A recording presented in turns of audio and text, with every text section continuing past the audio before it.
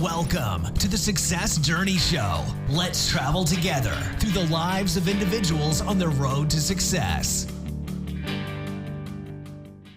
Yo, what is going on, travelers? It's Ricky Ventures and Marlon Madden, and we're back with you again on the Success Journey Show. What's going on, everyone? What's going on? Marlon, what's good, bro? How you doing?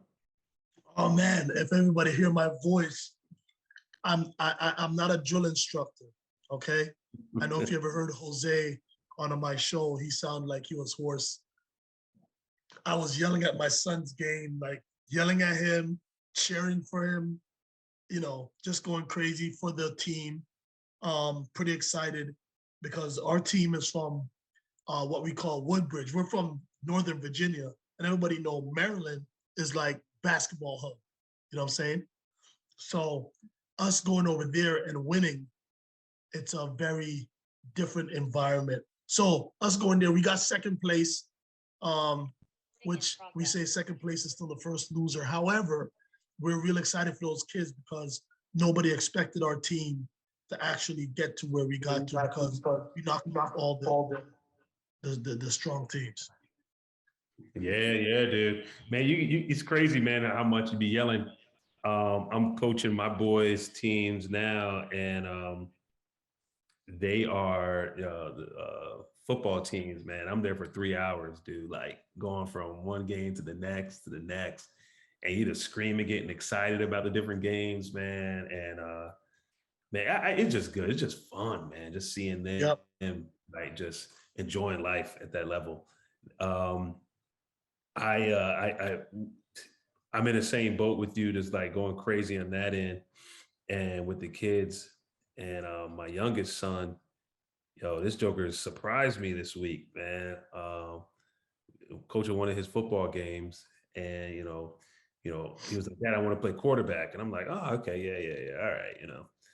So I never seen him play quarterback before. I know he has a good arm. Like, he is very strong. He always had a strong arm. And we're in the game. Have another quarterback in, and it's time to give him a rest. And I'm like, "All right, man. Hey, you play quarterback." Let me tell you something, dude. That joker lit the field up, man. I was like, "Yo, I did not know that you could play." I mean, this kid vision on the field. He was seeing stuff, and then he would just like, boom, whip the ball there real quick, like through defenders, right to the guy's hands, right to his chest. I was like, "What is going on here, man?" So he ended up taking the game and taking us to a victory, man. Just killing it. So I was like, "Yo, this is good." And then the other two, they played too, but it was and their teams did all right. They did good, but I was just a shocker, man. I was like, "Yo, this kid can play some football, man." So man, I was excited. Definitely excited after his game. That was the first game of the night, or the day, I should say, and that was a good way to start it off. But yeah, I travelers, man, we want to show you another clip, man, that came across our way this week, and it's one of those things where it's like, man, what are we doing? What are we doing? What are we doing? So I'm gonna pull it up here. Yeah, while he's doing that, I'm gonna tell you, after this portion right here, sometimes the best information is not packaged as something that's so captivating, but the conversation we're gonna have with Stu after this, it's on a level. If you're a business owner, if you're just starting, if you're thinking about business, if you're in an organization, it's something you want to check out, because we could have gone on and on, but it was a very enlightened, or we were very enlightened by some of his by his thoughts. So you guys stick it out and listen to the second part. That is going to be something good. We have a lot of Australians. Hey, Eddie Hippolyte, I don't know what's going on with you. We have 3 Aussies that came on here. One's an implant, meaning he moved from America to Australia. But Eddie Hippolyte, we can make this happen. We can make this happen. And I'm going to tag you in this because you got to come on the show. All right, that's my good friend Eddie Hippolyte originally from England, but you know, he's down in Australia right now. He pastors down there. So we definitely want to have him on the show. Go ahead, Rick, if you got it. Sure. McDonald's is a last name. Abercrombie and Fitch, last names. Armani is a last name. Baskin Robbins is a last name. Chrysler, Pillsbury, Porsche, Procter & Gamble, 2 last names. Rolls Royce, Charles Rolls, Henry Royce, last names. Versace, last name. Wells Fargo, Henry Wells, William Fargo, last name. Walgreens, Wrigley's, Welch's Grape Juice, last name. Here you are, you think you're buying a product. You are not buying a product, you're buying a name.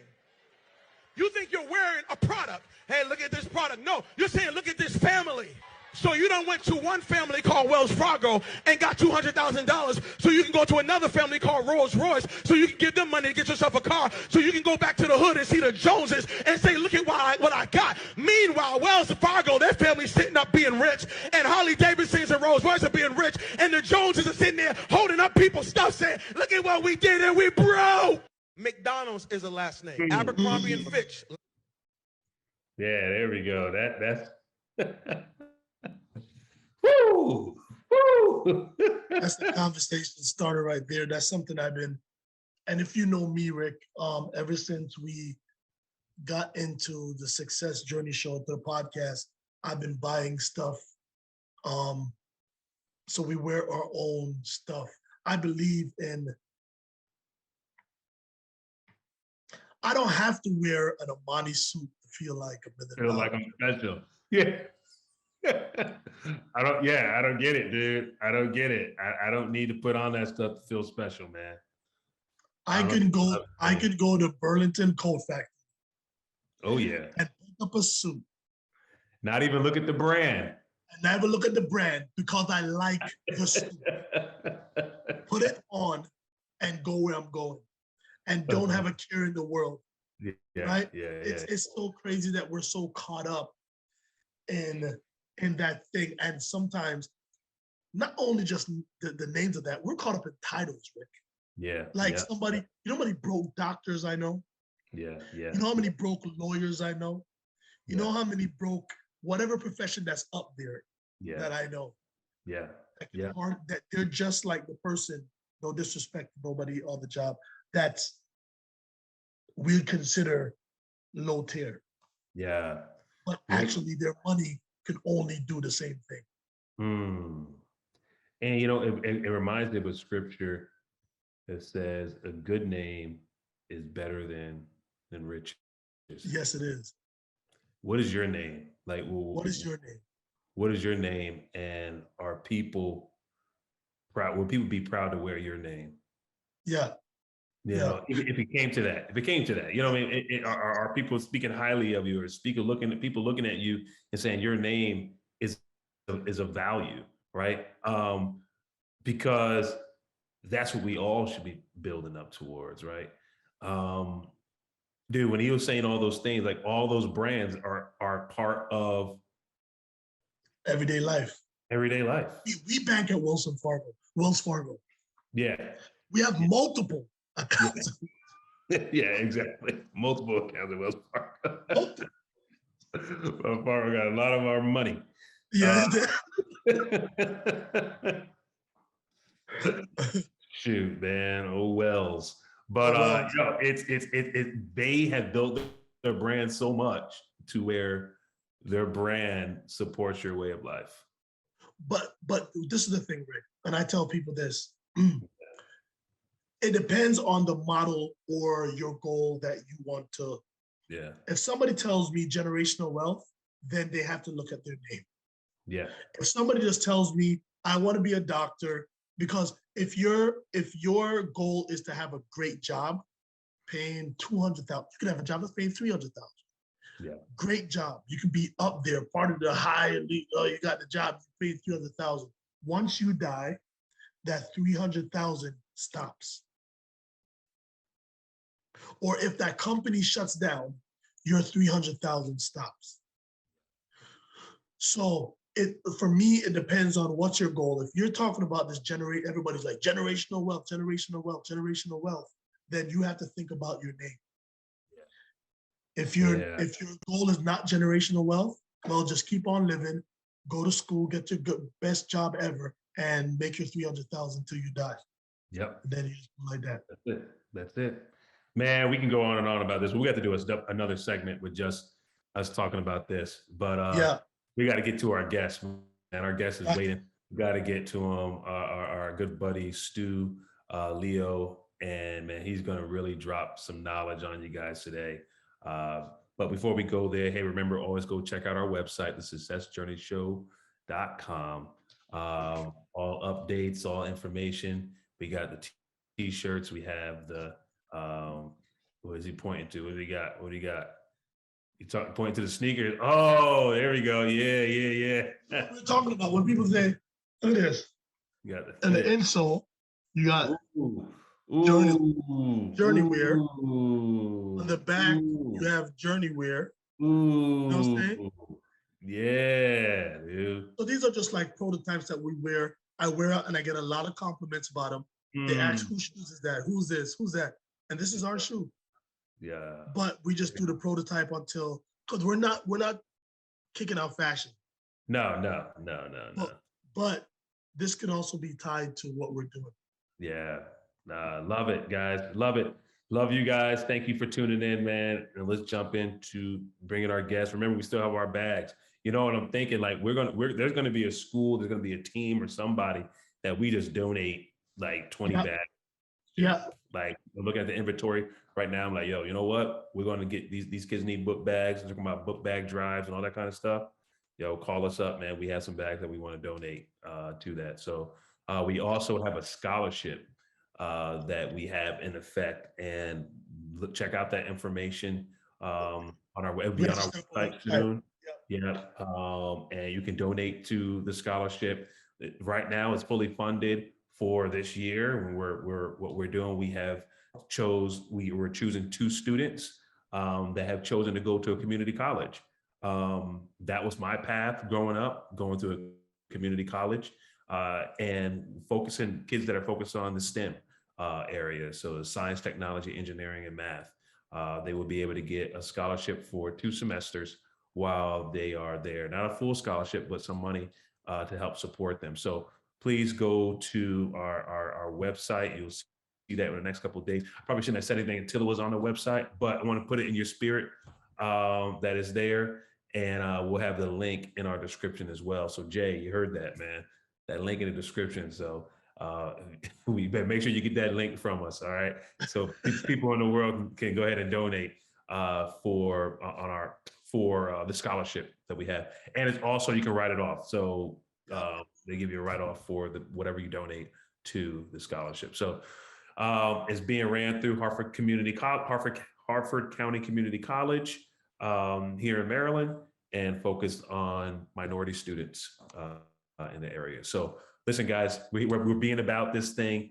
Got a lot of great things coming up, and it is really to appreciate all the love and support that you guys have given us, all the reviews, all the everything. So we will jump into this next segment now with our good new best friend, yes, Stuart Leo. So check it out.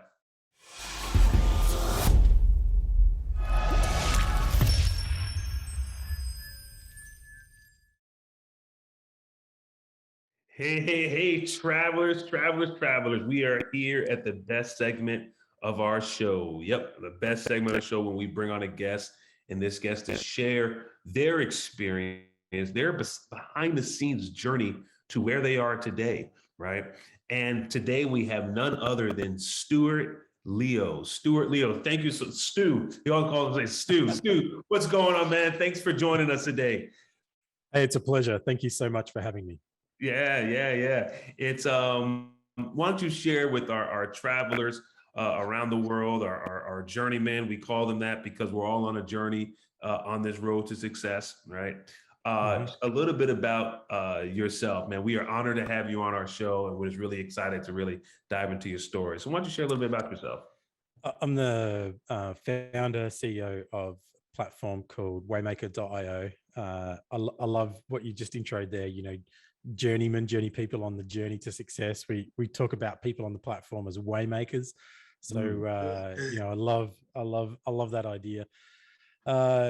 We are about 18 months into this journey with Waymaker, less than a year in market, and we're excited about the platform. The platform helps organizations get unstuck and find their breakthrough, find their way forward, and help build clarity, alignment, and consistent results. And we'll talk about how we do that later, I'm sure. But based here in Australia, it's so good to be joining you into the beautiful US in Maryland.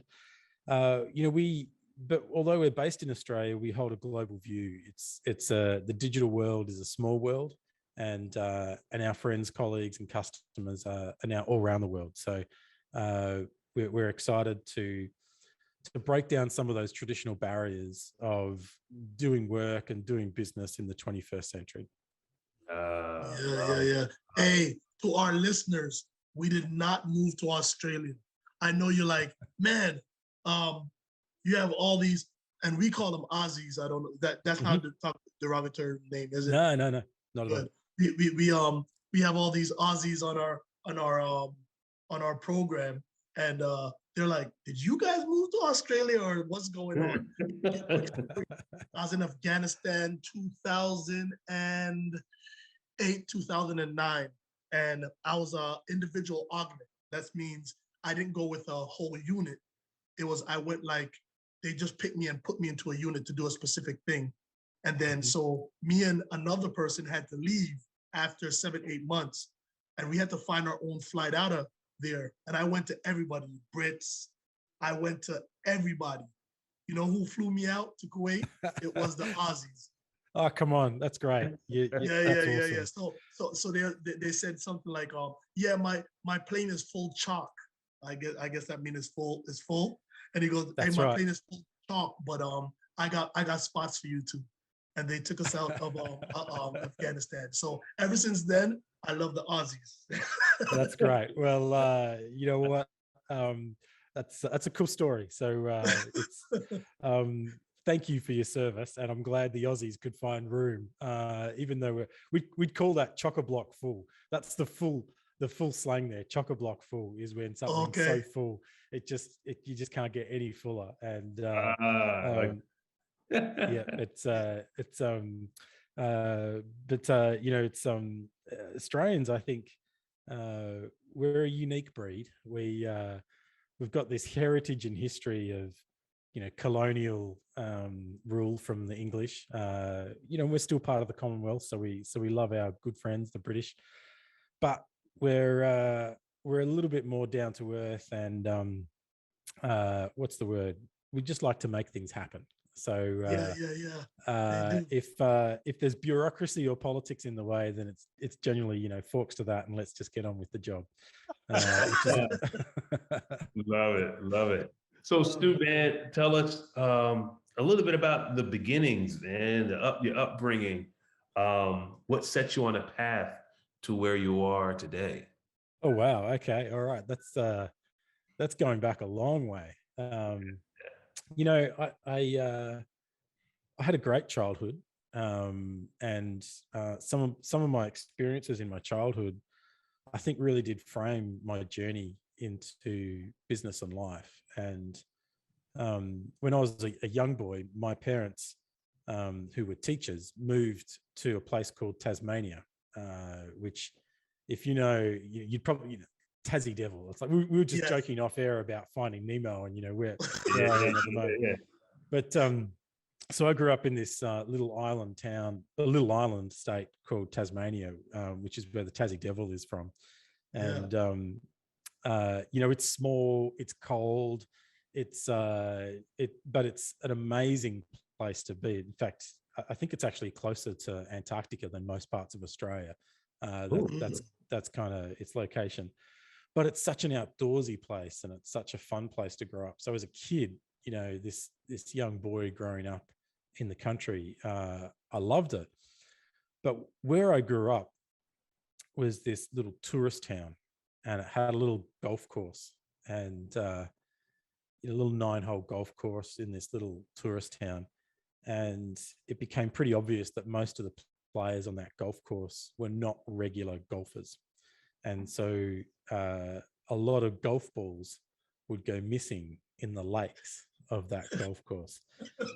So as a 9, 10, 11-year-old boy, it was like, man, you know what? I reckon we should go down there and look in those lakes. I reckon there could be some golf balls in there. And so me and my brother would go down and we'd see these golf balls and we'd start fishing them out, and we started selling them back to the guys on the golf course. Because it's not warm. It's not warm. Yeah. So, if you lose a golf ball and it's like, beyond, arm's length to kind of get that out of the water, you're not going in the water. It's just, yeah. And, excuse me. And so, we would go down, we were young enough, dumb enough, and hungry enough to get in the water and, feel around with our feet, and you'd walk in the mud and you'd feel the golf ball and you'd reach down and pull it out. And it started to become kind of lucrative for a little kind of 9, 10-year-old boy. And so we would come home, we'd from school, we'd jump on our bikes, we'd head down, we might fish out 20 or 30 golf balls every night. And we might sell those to people on the course if they were there. And then we started selling them back to the golf course, and we kind of struck a deal. They'd buy them at kind of 50 cents a pop. And we're like, this is pretty good. So we might get 20 golf balls out, $10. Like, this is what, 1980 something. Yeah. Tasmania, $10 is like we're talking sort of, show me the Benjamins kind of moments. So this was going on, and that was my first taste of kind of entrepreneurialism, and realizing that if you could solve a problem and create some value out of that problem, you could do quite well. And we did well out of that. So well, in fact, that the golf course said, "Oh, we're going to send in professional divers now," and we're not. So they were like, "We're going to send in professional divers, and we're not going to buy any that you bring to us." So they're like, how's this, right? A golf course feels so threatened by 2 9-year-old, 11-year-old boys that they've got to get professional divers and then shut down the purchasing. So we lost our distribution channel, and we had an increasing technology disrupting our marketplace. So we, what we did? We took them head on. We thought, you know what divers don't do is they don't work outside of hours. So we would, and look, we were probably, were they our golf balls to go and get? Nah, they were not. So clearly we were just local kids taking advantage of the situation. But we would go in before school or after school, we'd like clean out everything we could. And then my dad drove us across town to the country club, the fancy end of town. And we said, hey, if we can supply you with like secondhand golf balls, will you buy them? And he said, yeah, we'll just buy them flat rate. Struck a deal. I think it was the same sort of money, 50 cents a ball. He said, all you got to do is just bring me the balls and we'll just pay it. And, every couple of weeks we'd drive across town, taking a big case of golf balls, pre-counted it out, hand them over, get the cash. And it was just the greatest thing a 10-year-old boy could learn to do, because it was hard. It was hard work. It was rewarding. It was painful. It was a bit collaborative because you kind of had to do it with a friend. So you get it done. It was just and that was really my first job. And so when your first job, you've got to create and you've got to kind of survive. You learn that, it's not about getting a job. It's about solving a problem, having some fun, and reaping some rewards. And man, I think I drove around that neighborhood in one of the coolest BMXs, all on the back of distributed golf balls. How about that? Hey, so that's kind of a little bit of an insight into my story growing up and how that led to future life. No, that's a great story. Warren Buffett did the same thing, right? Did he? Yeah, that was one of his first gigs as well. Warren Buffett. Yeah. Okay, all right. Well, that stands me in good stead, but I'm probably a little bit behind the curve on Warren Buffett now. I've got to get my ass into gear. Oh, can I say that? Yeah. Okay. And I get moving then, because he's setting a good lead. He's setting a good lead. Go ahead, Marlon. Yeah. No, that's a great story, because kids nowadays, they don't even think that way. And even when they said, hey, we're not going to buy the golf balls from you, we're going to send people. And you said, you know what happened? You, just like you said, you problem solved and said, you know what the divers don't do? They don't work after hours. So if those balls go in there after they knock off and go drink a brewski or whatever they drink down there, then we got the rest of the time to get those balls. And that probably kept the wheel turning. I don't know if when you went to high school, what did you think of what you're going to become, or what was your ambition of becoming when you're in high school? Yeah, I mean, I always had a love for business. I don't think I'm a particularly great business guy. Like I think there are some people that are just like, they just know how to print money. They're just innately, but I had a love for it. But my love was more for the ideas and the visions and the things, the creativity side of it. And so I loved business, and I loved creating and inventing things. That's what I loved. And I also loved, as a kid, I loved housing and property. I remember thinking I might one day become a builder or get into property in that way. I think, and as I became older, I also loved hospitality and serving people, and so I spent time. In fact, when I started my university, my college years, I started doing a double degree in hotel management and business, thinking that would be the place I'd be. So those three themes, I think, have stayed with me my whole life: ideation and vision casting and creativity and innovation from the business. Building something, creating something, that idea of sticks and bricks and mortar and making something is, it's such an inspiring kind of thing. And serving people, those three big themes, I can see from my high school and college years have all kind of formed into what we do today, which, we build a platform, we serve people, we imagine what it's like to build a better business. They're all themes that come out in Waymaker and what we're doing. I hope that kind of makes sense. Yes, it does, especially to us too. But when you're a creative person, or a person that likes to grab ideas, even from your own or from somebody else, and put them together and see it blossom and grow, sometimes other people like the fact of when it's at the end, when it's building. Like Ricky and I like seeing the process. The process is such a beautiful thing, because it gets you to understand, and you start understanding where I can refine those processes, so the next time I do this, I can do it more efficiently. Yes. So it made perfect sense for us. Yeah, and I think that's this topic is about the journey to success, and I'm sure many people have said this on the podcast already, but success is the journey, not the destination. Yes, sir. And so I think we're successful when we get to enjoy those journeys of creativity and ideation and bringing something new about, which is, if you're a business owner or a business leader and you're on that journey and you're creating something and building something, you are successful. You are playing with success on a daily basis. You may not yet be enjoying some of the fruits of that success, but you are successful. You are doing things that others dream about. Most of the world dreams about doing this stuff.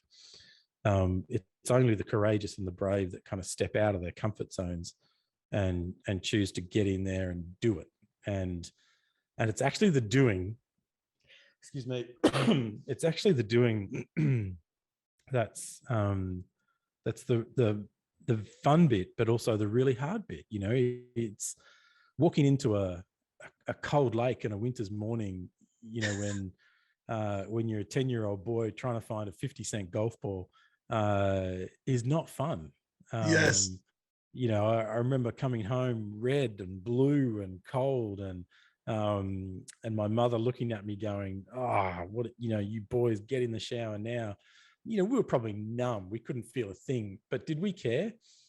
No, it still hurt us. It was still pain, but it was the joy of that thing we were doing. That was that kind of inspired us, and the joy of finding the next golf ball was like finding a gold nugget in a mine. You know, it was just the journey of discovery. And I think as adults, we hold on to those things. We want to do those things. We're made and created to do those things, to conquer the world, to find things. And so when you kind of block those things out and you push them aside, you know, it's no wonder that we're in a great resignation right now, because people are dying on the inside. We've got to release people into innovation and entrepreneurial ideas. That is the great opportunity of the 21st century. Yes. You know, it's crazy because the way society is now, innovation has created a separation in society, right? So innovation, you have that group of people that are enjoying the innovation and continually to build on the innovation. Other people are taking the things that are innovated and applying it to their life, which is why the innovation was discovered, and then they don't do anything now, right? So it's just like, oh, that's going to do that for me. I'm just going to sit down and relax. I don't have to worry about this. I don't have to worry about that. So they become more comfortable, right, with their lifestyle because of the things that are innovative. But then you have that other group that are like, oh no, I want to make something else. I want to do something else. Or what else can we do for this right here? So you're creating more and more of a divide. I guarantee you now, with a lot of kids and the exposure that they have to a lot of different things, a lot of technology, they ain't going to be out in the woods or in the pond looking for golf balls, right? You know, it's just like, why am I going to, they're thinking, why am I doing that when I can just go online and figure out how to do sell NFTs or something like that? You know, something that's a little less work. Yeah, and look, I think you definitely touched on an interesting topic there. So let's go there. You know, I think the outdoors and the things we do offline, they're character building and they're shaping, and they give you different skills that that you don't necessarily get online, but that you can translate into an online or a digital business. And I think you know, so much of what we face in business is related to character.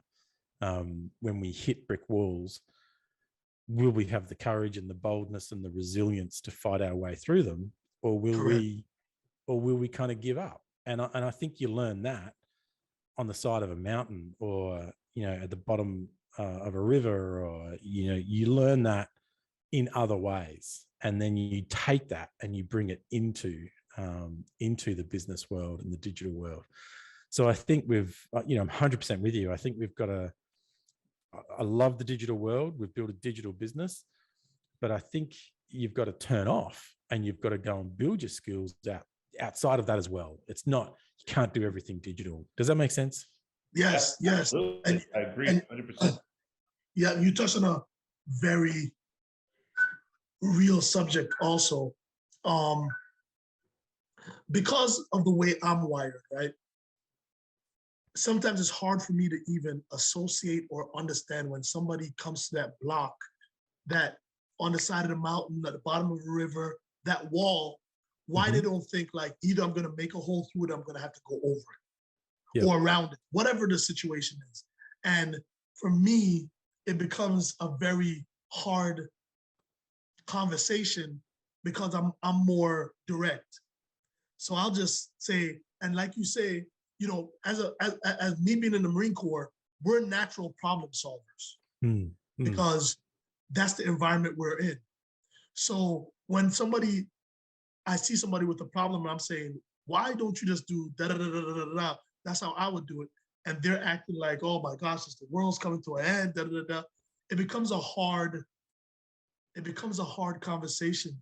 Now you being the person that's helping people form their business or growing their business, what do you do when you come into a business or to an organization, and even though they have a business that's already formed, but they just can't get over that hump? How do you help them to do that? Thank you for listening to the Success Journey Show. Please follow us on our social media on YouTube, Instagram, and Facebook at The Success Journey Show. Also, check out our website at thesuccessjourneyshow.com. Thank you for listening and enjoy the rest of the show. Yeah, that's a great question. And excuse me, frog in my throat. You mentioned you're in the Marine Corps. Yes. So one of the things we learned, it was 10 or 12 years ago. So I'll talk a little bit about decision-making methodology now. And one of the tactics that we have applied into our platform, Waymaker, actually comes from the military, not the US military, but the British military. Yeah. And every military has their way of doing battle planning. I'm sure you probably got involved in this. Correct. There's a process. When you were a Marine, a US Marine, is that right? US Marines, yes, sir. Yep. Okay. So you went to what college? You went to somewhere to learn to be a US Marine? What's that called in America? Boot camp. Boot camp. Awesome. So at boot camp, they not only got you fit, made you climb over stuff, and not only taught you how to shoot a gun and fight, but they probably also taught you how to think. And you would have also learned how to work together as a team. Yes. How to take orders and how to process those orders and form a plan to execute those orders. Correct. Probably called a combat estimate or something like that. Yep. We is call that right? an O plan. We call a 5-page paragraph order where you break down all the different stages of what you're going to be doing. Yeah, perfect. So in the 80s and 90s, when the British military were recognizing the transition from a very 20th century mindset and traditional kind of war coming into the 21st century, they recognized that the way they did that operationally on the ground was failing. It was too complicated. It was too cumbersome. And they needed to think differently on the battlefield.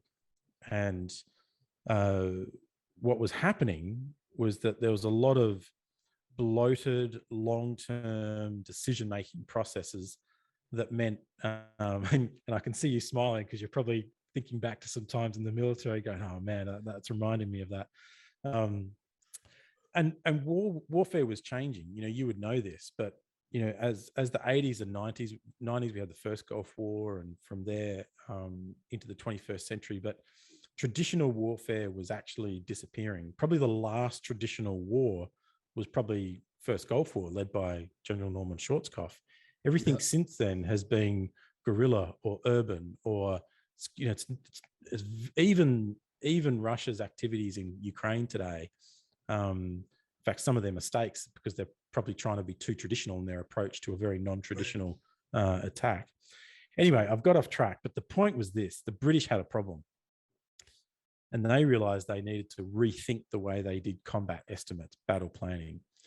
And what they did was they developed a thing called the 7 questions. And they said, if you ask and answer these 7 questions, you will develop the highest value course of action on the battlefield. And those 7 questions, excuse me, those 7 questions would do what you just described, your 5-paragraph plan. They would develop your shortened plan to develop the highest value course of action to reach mission objective. And it was completely transformational to the way they operated air, sea, land intelligence, on the ground operationally. It did 3 big things. First of all, it created a very agile and adaptive method to battle planning. These questions you could ask and answer, hunkered down behind some Humvees in the desert taking fire, or back at HQ putting, something detailed together. Yeah. So quite agile and adaptive. The second thing was that it flattened the organization from general all the way to Lance Corporal. You were asking the same 7 questions. So there wasn't, it was, you're talking the same language now.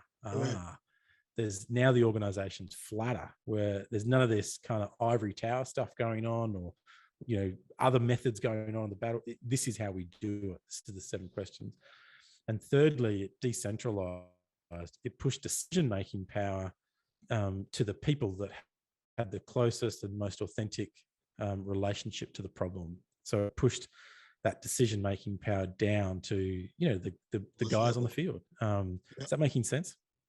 Oh, 100%. So I remember reading about this. And so they'd institutionalized this by the early 2000s. It's now part of British military process. I'm not a military guy, by the way. I just remember reading about this 10 or 15 years ago when I was coming out of corporate life and reading about how the stuffy, traditional, boring British military completely transformed their operational teams on the ground to be agile, adaptive, decentralized, flattened, and a powerful fighting force in the modern era because of the constant disruption and agility that's happening in the battlefield. And I'm like, man, if that is not an analogy for what goes on in business today, I've got rocks in my head. So how do we take that thinking? Because business today, in the last 20 years, there've been global financial crises, Twin Towers come down, geopolitical changes,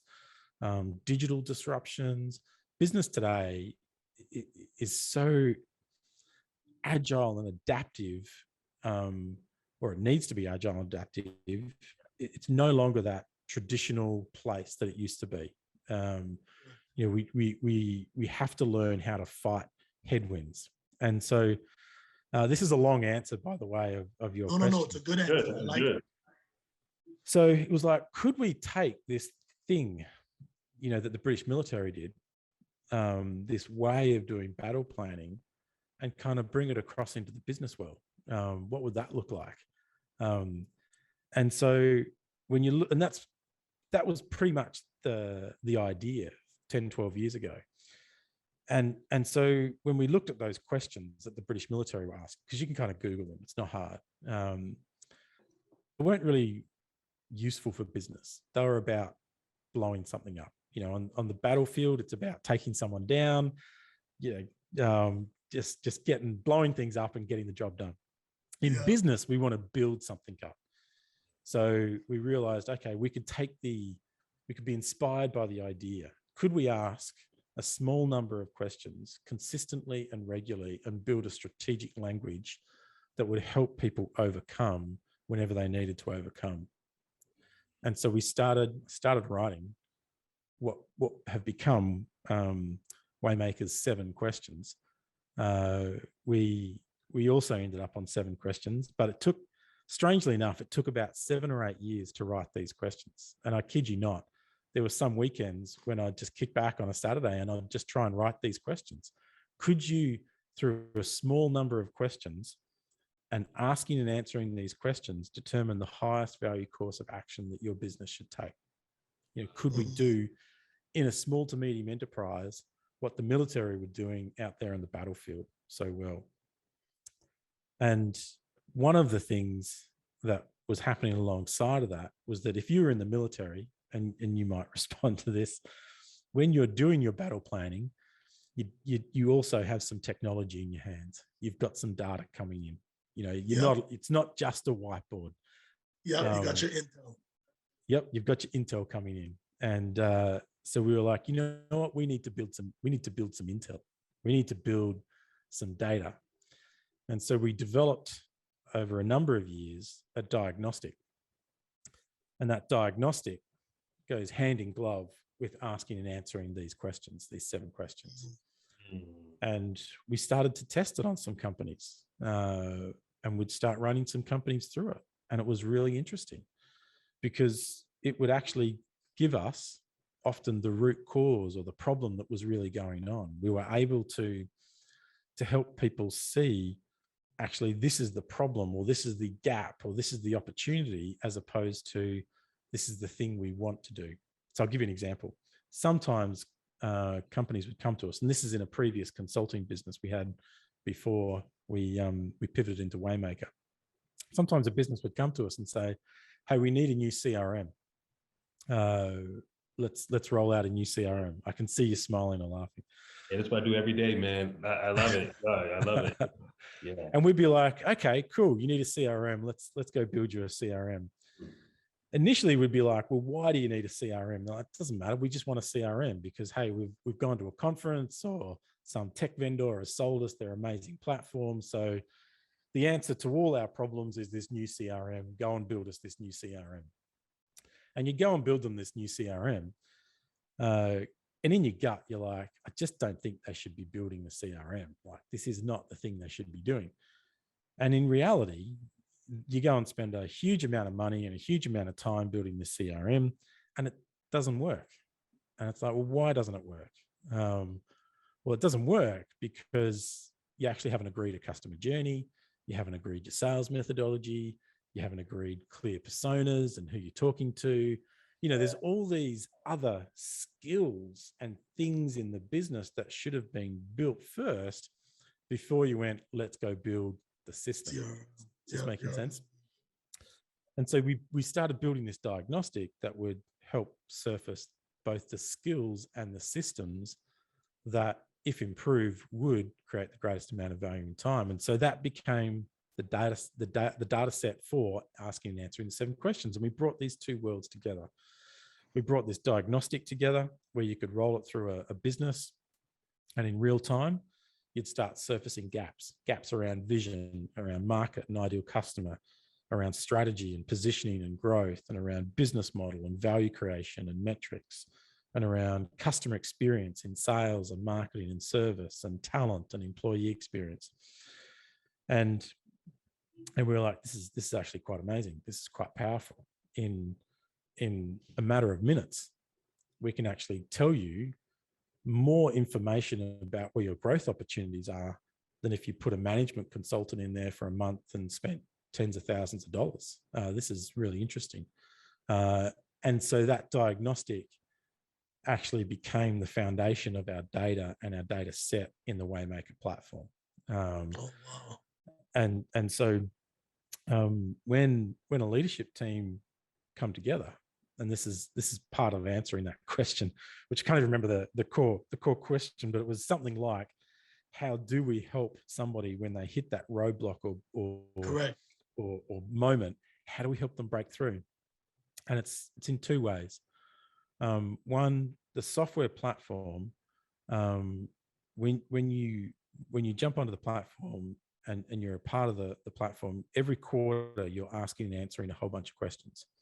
And those questions are coming back through our algorithm, being mushed up and surfacing insights around those 6 areas that I just talked about: vision, market, strategy, business model, customer experience, which includes sales, marketing, service, and employee experience, which includes talent.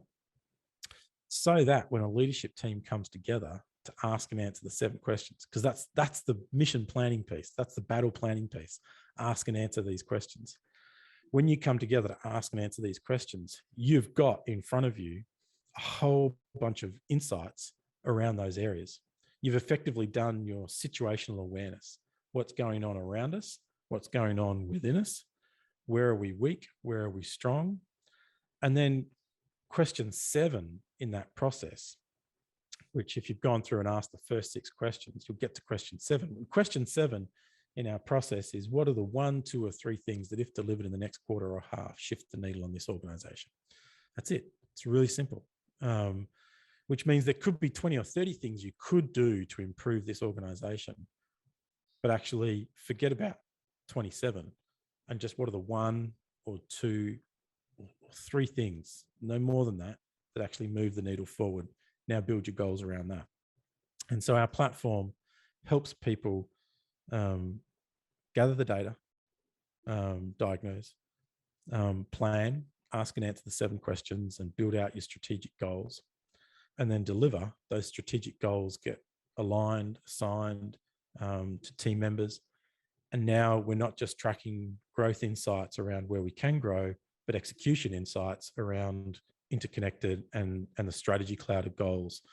So at any given moment, you can see exactly where you're at on your journey to mission objective, to achieving a goal, which goals support that, which goals are not being worked on, and you can isolate your execution gaps as much as your growth gaps. I hope that kind of makes sense, but that's no. It makes perfect sense. Mm. Trust me, because I also went into units when I was in the Marine Corps, and I had to do the same thing. Every unit runs, of course, we have a systematic way of doing everything in the military. So each unit should be doing that way, but of course, each place comes with a little different nuances or leadership style. And then when you're going there, I'm able to use these, gather the data from your systems to say, this is what the raw data is. And then once we analyze that data, we're able to ask questions to say, hey, why are you not doing X, or why X is not working? And then we're able to use that to pivot that unit to say, this is where you should be shooting or moving towards. Yeah, so exactly. And what the military does extremely well is systemize leadership and management thinking. Correct. And because, well, out of every other organization on earth, a military organization has lives at stake. You know, there's if you get things wrong, people get hurt. Correct. So, you know, there's some pretty high incentives to improve your leadership and management approaches. And that's a good thing. So I think we can learn a huge amount from that. The problem in many organizations and businesses is that you've never built your methodology or your playbook for strategic decision making. Yeah. You know, and in fact, it was you guys, the Americans, that really invented this and really systemized it back in the 60s with JFK. And if we've got time, can I tell another story? No, go ahead. I'm gobbling this up. I'm loving this. I'm sitting here looking up the platform and everything as you're talking, man. This is amazing, dude. I love it. Awesome. So this is a really cool story. You know, we as a business, most people have a boardroom or a meeting room, but actually most businesses do not have a command center. And that, when I say a command center, and I could see you smile there, Marlon, because you know exactly what a command center is. Yes, I do. And a command center is a place where data comes in, it's processed, it's analyzed, surfaced, ready for decision making, and orders are executed out. And it's a, you know, it's a highly efficient place, objectively, where things are run from. The sad thing is, in most businesses, that command center is, you know, one person's head. It's not a skill and a system, a methodology and a platform built to actually run the business.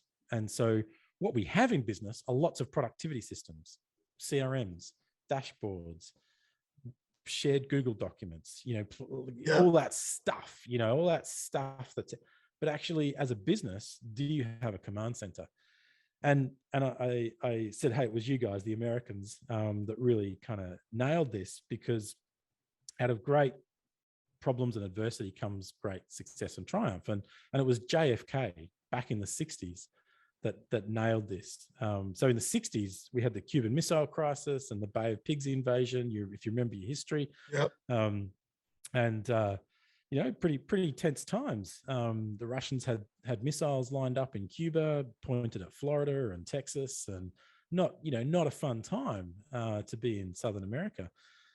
And you had Che Guevara and the socialists taking over Cuba, and so it was JFK that gave the orders on the advice of the CIA to go in and destabilize and take over Cuba. Is this making sense? The problem was the world's greatest fighting force, you know, the saviors of World War II, got their butts handed to them by a third world country, and it was a complete and utter, dismal failure. It was terrible. It was not a great moment in US military history. So apologies for bringing that up. What was a great moment was what JFK did next. And what he did next changed the course of history for the United States. What he did was he ordered an investigation into why it was a complete and abstract failure. And what they learned was that the CIA wasn't communicating objectively, that the Marines weren't communicating with the CIA, and the Navy weren't communicating with the Marines. And, it was just politics and bureaucracy. And the commander-in-chief was not getting objective information in a timely manner to process it with his joint chiefs, to then return, serve, and issue instructions and commands back to the battlefield. And so you know what he did? This is fascinating. What's that? Was that where the daily brief came in? It might have been, but he did something even more important. He commissioned, to fix this problem, he commissioned the development and the building of what we all know as the White House Situation Room. He dug a bunker underneath the west wing of the White House, a 500 square foot bunker, and he created a command center. Isn't that interesting? Yes. And he said, you know what we're going to do? We're going to build this command center that brings objective information in to be processed and listened to and understood by the Joint Chiefs and the commanders, for the Commander-in-Chief to make effective decisions and issue out new commands. And what was amazing was he didn't just build a room.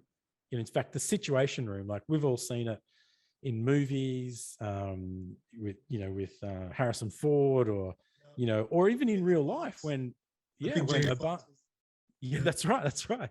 When Obama took down Osama, they were in the Situation Room. They were in the Situation Room. Yeah. And do you know what that Situation Room's called? It's called the Jfk Conference Room. It's the same room JFK built after the Bay of Pigs. And he did something amazing. It wasn't just building the room. He instituted a policy. And each member of the US government puts forward an apolitical, a non-political, and unbiased representative to sit at the table in the Situation Room to ensure that all the data and information from that department, that area of the US government, flows in to the Situation Room effectively, objectively, timely, so that it can be presented back to the Joint Chiefs and the Commander-in-Chief, the Cabinet, to make decisions. And every major domestic and international campaign has been run from that command center ever since the 1960s, ultimately creating, the fighting force. And it was two big insights here. One, it was a methodology and a practice, as much a skill as much as it is a system. Does that make sense? Yes. And you know what? 99% of all organizations on earth do not have a command center, because a command center is both a skill, a methodology, and a practice with a system. They've all got boardrooms. Yeah. They've all got technology. They've all got way too much data, but they don't have a method and a process to bring that in, to review it, to process the way through that, and then to execute commands. Does that make sense? Yes. Yes. And so we built Waymaker to be a command center for a business, to bring data in, to process it using the 7 questions as a leadership team, and to execute the highest value commands through goals, and to disseminate those goals across an organization, and then to rinse and repeat that process every quarter. And so Waymaker simply, if you ask, is this every quarter, ask and answer the 7 questions. Then every week or 2, come back together, identify any risks or roadblocks to the goals you've set, remove those risks and roadblocks together, do it again, get to the end of the quarter, rinse and repeat. That's it.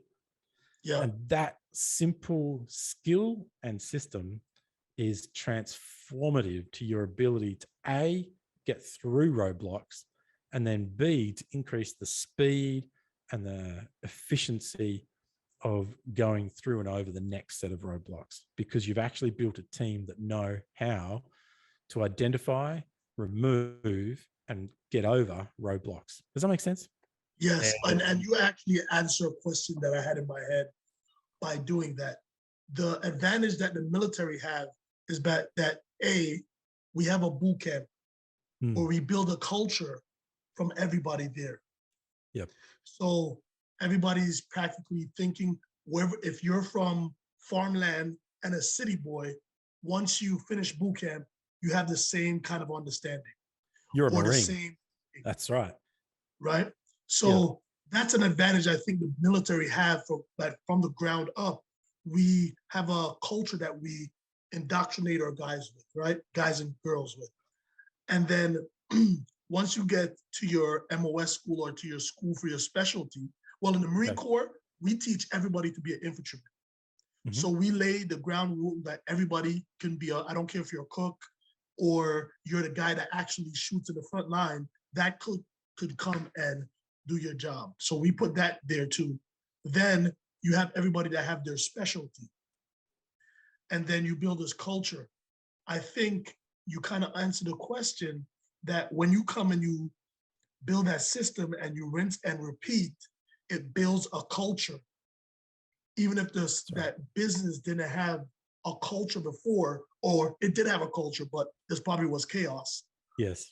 Now you've built a system that will have everybody thinking and operating in one accord. That's right. You've nailed it. Yeah. And that's really where our business model kicks in too. Whilst our customers are businesses using the platform and learning the practice of the 7 questions and building their goals on the platform, our ideal customer, we actually partner with coaches and consultants. So it's business coaches and consultants. Yeah. And so, we call them our fellow Waymakers because we teach them how to use the system. We teach them the skill of asking and answering 7 questions. And then we arm them to go out and work with their clients on a daily, weekly basis, building and transforming that culture. And you've nailed it. You're exactly right. The hard work actually happens, it just happens on the ground, business coach with client. We simply provide the platform and a set of playbooks so that you can go out and do it. But really the magicians, the Waymakers that are out there making it happen, they're the business coaches and consultants partnering with their clients. And we make it really valuable for them because we increase their length of time with the client. We make them more effective. There's a whole bunch of valuable things. We make it easier to work with their clients. And for the client, now for the first time, they're actually learning how to build a command center, how to do that. It's transformative. It's a method. So we say Waymaker's 4 things. It's a method. It's ask and answer the 7 questions. It's a system. It's the software to power that method. You can't have an army or a military without a system. Correct. It's an academy. So sitting behind and around Waymaker is Waymaker Academy. Every user has access to log on and learn and grow and learn all about the 7 questions and learn how to write better vision statements and strategy statements and blah, blah, blah. And fourthly, it's a community. It's a community of people that are passionate about building a better business. And to build a better business, we've got to build better people and we've got to build better systems. And so if you're passionate about people and leadership development and systems development, then Waymaker is just a great place to be. There you go. I got my subtle shameless pitch in there, didn't I? No, man. I love it. I love it. And I'm going to tell you this. I'm going to be very selfish in this and get ready to end this episode in a couple of minutes because I'm going to ask you some questions that we're not going to air on our podcast. I'm really excited, man. As you're talking, I'm really going through the platform, and I'm like, wow, some things I can use here. Definitely want to pick your brain about it. Let's do that. When we turn this into a paid platform, then we'll allow you guys to sit in on those conversations. Exactly. Right now, this is all free, so you guys can't hear some of the behind the scenes conversation we're going to have with this. But before I do transition to end this, I wanted you to be able to I know you share the platform, but just be very clear where people can find more information about you, follow up with you, learn, track, and just see your progress as you're on your journey. Absolutely. So, hey, if you want to connect with me, LinkedIn is the best place to connect with me. I'm terrible at socials. I'm probably out there on other channels, but LinkedIn is the place where I'll actually respond to a chat, connect with me, and people do. I have met some just fascinating people around the world on this journey, and you know what? Every now and then, even mentor a few people, just simply because they're passionate about their journey. So connect with me on LinkedIn. Just search Stuart Leo Waymaker. You'll find me. Connect with our team. So jump onto waymaker.io. So waymaker.io. If you're a coach or consultant, go to the partner section. Coaches, consultants, how to partner, what to do. Book a call with our partner team. Have a chat. It's not a fit for everybody, but for those that it's a fit for, it can be really, really valuable. And if you're a business owner and you're thinking, man, I'm just interested by this process, these 7 questions, then go to waymaker.io, go to the Learn tab. You'll see it up there on the screen. Second or third option down, you'll see Waymaker's leadership curve. That's kind of the framework, the big idea. And that has the 7 questions on it. Throughout my life in business and even life, there have been times when I've just sat down in a cafe, I've pulled out my 7 questions map, and I've just kind of worked it through.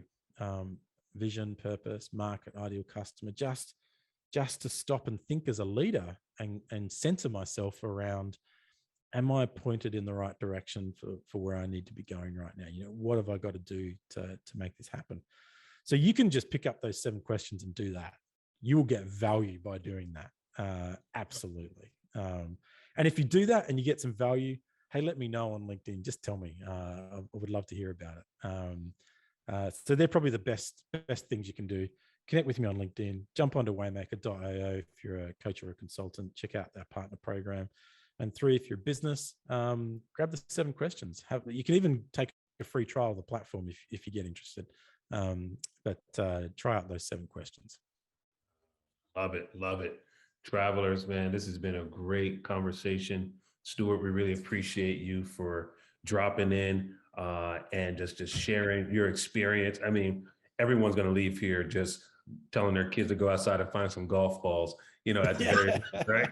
Absolutely, man. That's awesome. But just the way we talked about the strategy and the way that you talked about building the systems, the way you talked about having the drive to want to develop something like that. Like, I see that kid that's out there going after golf balls in what you've developed today, right? It's just part of the nature and characteristic of who you are and what you're able to produce. So, man, really appreciate what you're doing, the impact you're making in this world. Thank you for blessing us here on the Success Journey Show with your story. And travelers all around the world, we want to thank you for traveling with us today through this episode. And remember, check out our website, thesuccessjourneyshow.com, to see all of our episode backgrounds, informations, bios from all of our guests, and also their information. And shout out to the people that have been leaving reviews. Met up with some people this past weekend and said, hey, Rick, I'm so-and-so, I left a review. And we really appreciate it, man. We thank you for your support, your love. Share these episodes with your friends and families, because we know this is powerful information that's bringing changes to people's lives. So thank you again, Stu. Thank you again. And travelers, we'll see you guys next week at the same time in the same place on the Success Journey Show. Everyone have a good one. Peace. One love. You've been listening to The Success Journey Show, where your dreams, drive, determination, and diligence are the foundation to success. For more information, check out thesuccessjourneyshow.com. The Journey Squad is here helping you to your destination.